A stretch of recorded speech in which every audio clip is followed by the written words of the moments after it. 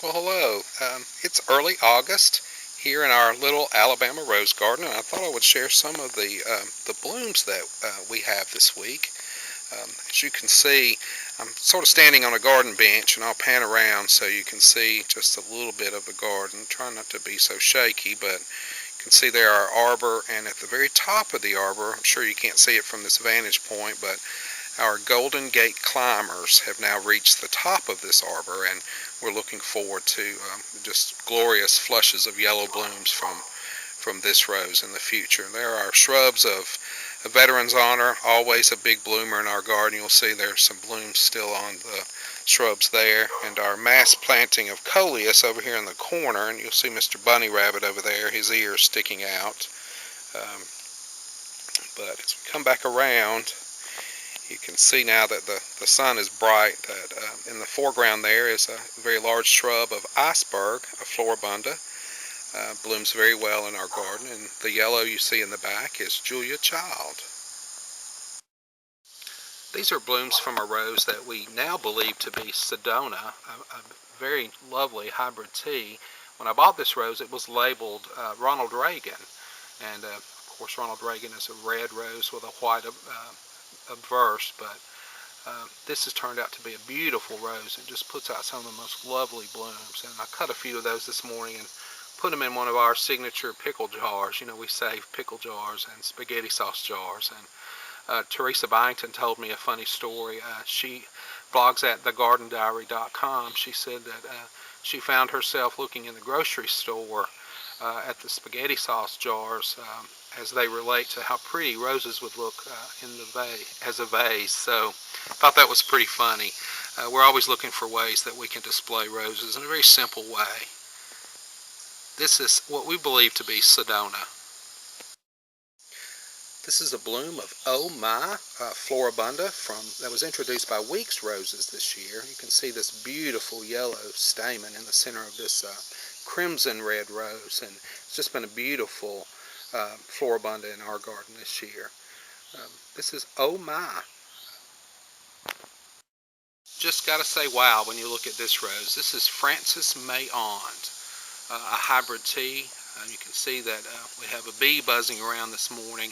It is a very fragrant rose, a very lovely color. It puts out very long canes, and I'll sort of back up and show you some of the long canes. You can see they're all at chest height for me, and this is a very young shrub. I just planted this rose earlier this year, but makes for beautiful bouquets and very nice cutting rose. Again, it's very fragrant. Frances Mayon. It's introduced here in the United States by Star Roses and Plants. Right beside Frances is two shrubs of Artistry, beautiful coral-colored hybrid tea rose, and just makes quite a color statement in your garden. It's Artistry. This is a bloom of Gemini hybrid tea, another beautiful exhibition quality hybrid tea. Also makes for great cutting flower for your bouquets to bring inside and sharing with friends. This is Gemini. Right next to Gemini we have 3 or 4 shrubs of Moonstone, a beautiful white and pink hybrid tea rose that it's really, I would say, would be our best prolific bloomer in the garden as far as hybrid teas go.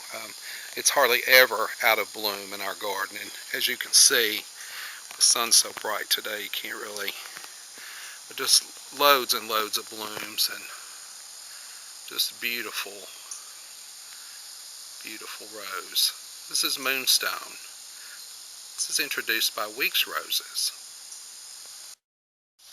This is a bloom of Opening Night, another beautiful red hybrid tea rose. It puts out some exhibition quality blooms. A friend of mine won Queen of Show with this rose a couple years ago. And I have 2 shrubs of it, and as you can see, it puts out some pretty blooms.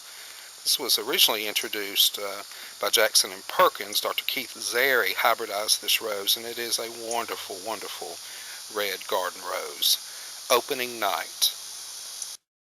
This is the tiny little bloom of a rose called Warm and Fuzzy. That's a Weeks introduction, and Just makes for a beautiful bloom. Now when this bud opens, it'll have a bright yellow stamen, which is quite the offset to the red. Very, very small. I'll show you how small this bloom is. It's my thumb, and there's the bloom. This is warm and fuzzy, a miniature. I'm going to show you a great companion for roses, and it is a Cleome by proven winners called Senorita Rosalita. We plant it every year in our garden. It is perennial, or it's an annual. This variety of Cleome will not drop seeds and reproduce, but it makes a beautiful display in your garden. It's Senorita Rosalita by proven winners. Well, summer check-in with our garden girdles from the Seed Keeper Company. These garden girdles were planted in the early spring, well, probably I'd say mid-spring in May, with some sweet potato vine and lavender and bacopa, and these Picasso proven winners flowers, and I'll tell you, they've just done spectacular here in our side garden. Now, if you'll remember the story, at one time this side garden was really just a swamp, a holding area for water. And we sort of filled it in with gravel and planted it out with an old wheelbarrow with some geraniums and plants in it. And we also have a butterfly bush, and then our garden girdles are planted here along with the raised bed that I built. I'm going to leave you today with a bloom of Benjamin Britten, David Austin English rose. You know, this rose has just done wonderful in our garden, and you know, a lot of people say that David Austin roses don't stand the heat well. Well, I'll tell you, if you'll look at these two shrubs that are about 6.5, 7 foot tall, they'd be much taller than that if I didn't keep them trimmed back. And they put out blooms all throughout the year.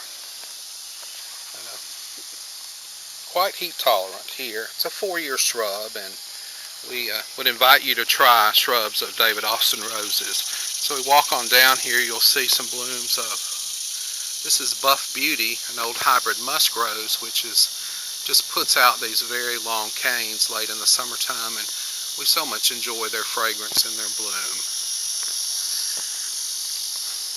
And on down here we have a smaller shrub of Winchester Cathedral, 2 shrubs of Mary Rose, and then our climbing pinky, which you can see now as I back up, has taken over this side of the fence. We hope for it to come all the way down our fence line eventually and give us a beautiful display of pink roses. Well, I hope you've enjoyed today's garden walk, and I invite you to join me online at redneckrosarian.com. You can follow me on Twitter at redneckrosarian or on Facebook. Look forward to hearing from you. You guys have a